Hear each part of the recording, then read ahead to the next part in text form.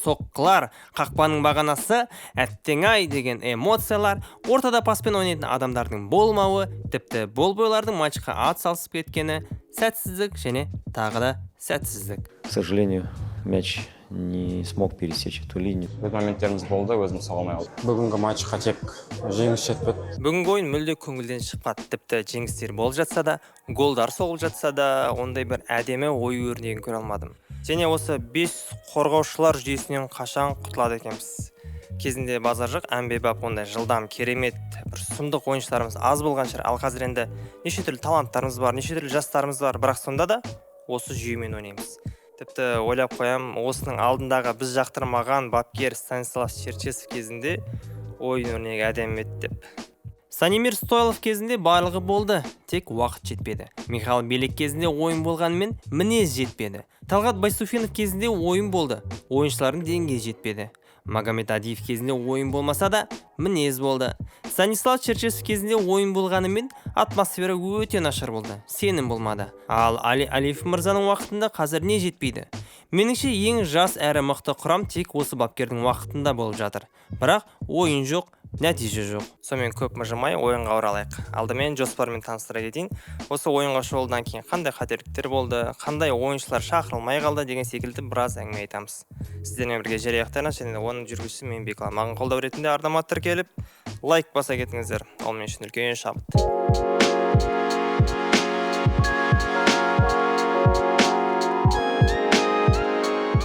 Матчқа шолу жасайық. Негізгі құрамы осы. Қайрат сапында жылызға айналған Темірлан Анарбеков дебют жасап отыр. Енді өз құрамасын көрейік.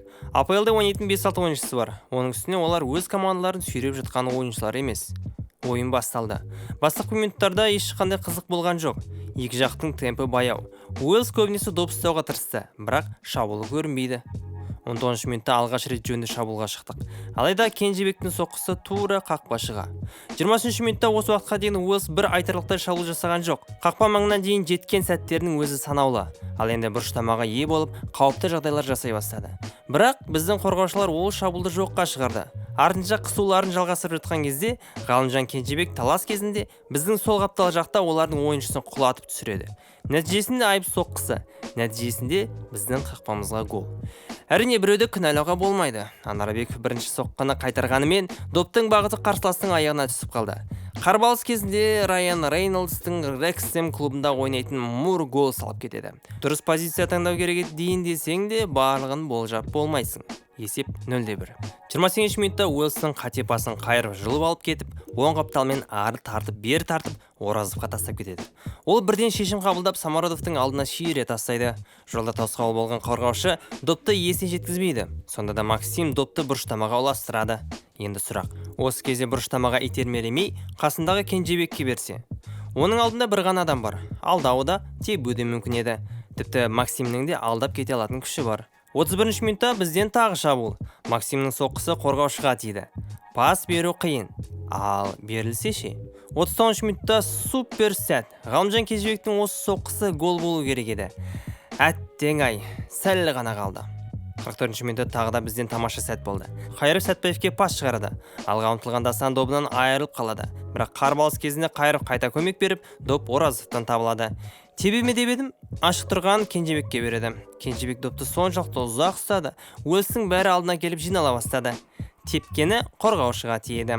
Дәл осы сәттен кейін әліп ашумен айқайға салды. Оның да айқайлау орынды, себебі допты сол жаққа шығарып жібергенде әліп жалғыз өзі барып тебереді. Кенжебектің кейде алаң көрмей қалатын сәті бар екен. Тәжірибенің аздығы ма? Бұлай бермейді дейді. Сөйтсем мына жақтан қақпаға тура бетте-бет бір қазақтың жігіті келіп қалған ғой.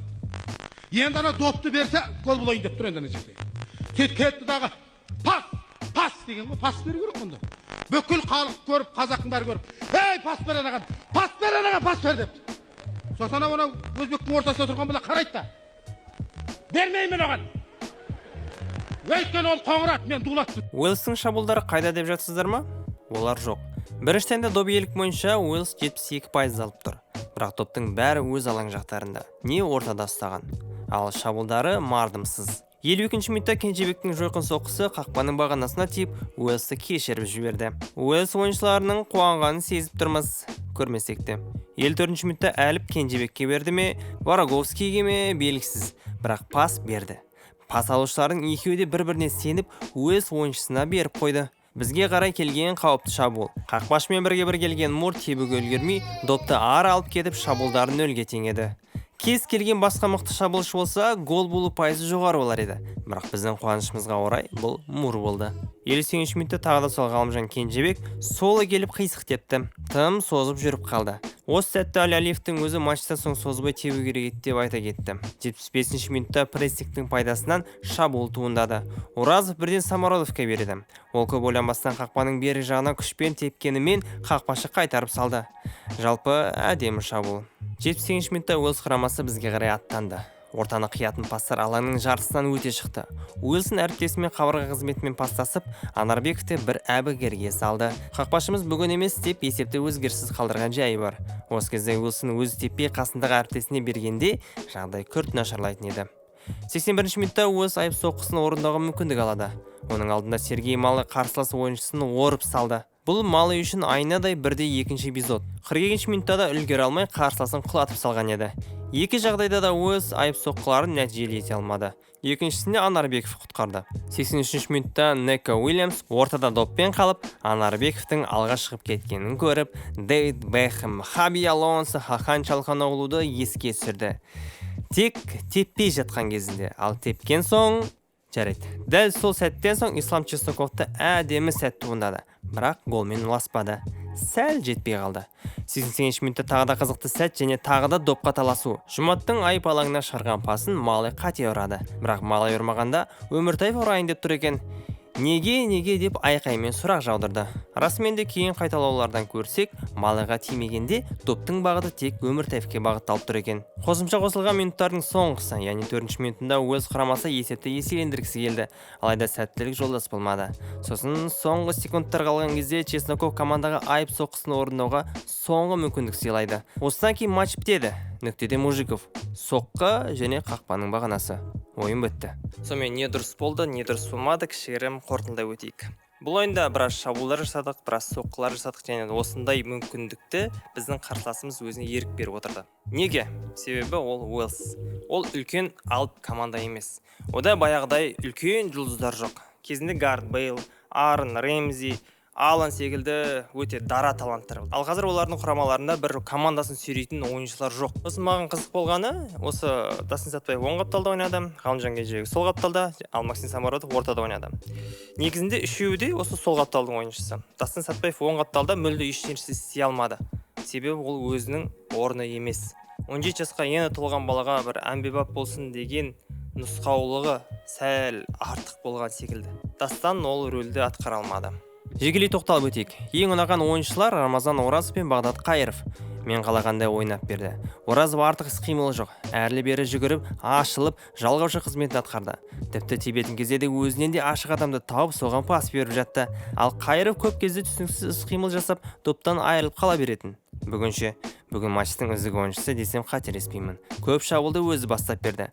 Көп бізге жасаған шабуылдарды тоқтата білді. Сұлтанбек Асановтың шыққан дұрыс еді ғой деп едім, сөйтсем Бәкен көп хейтерге өз ойынымен жауап берген секілді көрінді.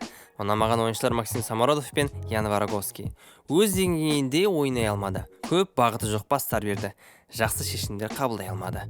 Бұрын командаларында ойнап жүрген кезде сенім артатын ұлттық құраманың үміттері еді. Ал қазір өкінішке орай болып тұр.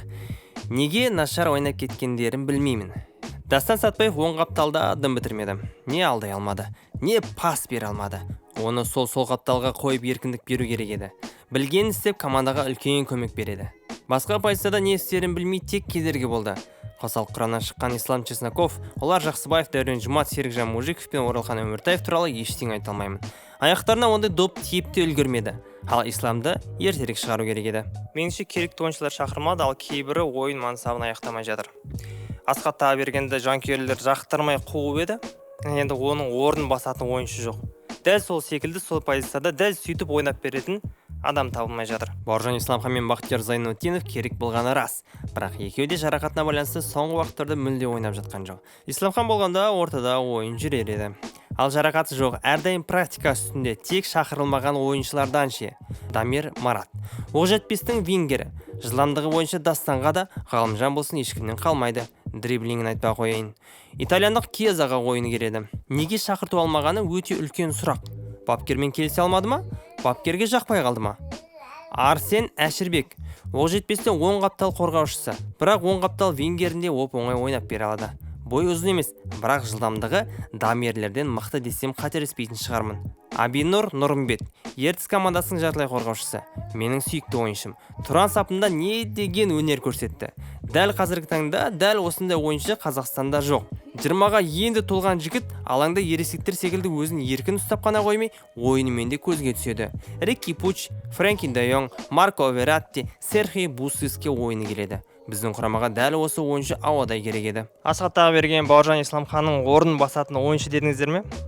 Міне сіздерге ойыншы. Сіздермен бірге Желаяқ Таянас және де оның жүргізушісі мен Беклан. Маған қолдау ретінде лайк басып, ардама тіркеле кетіңіздер.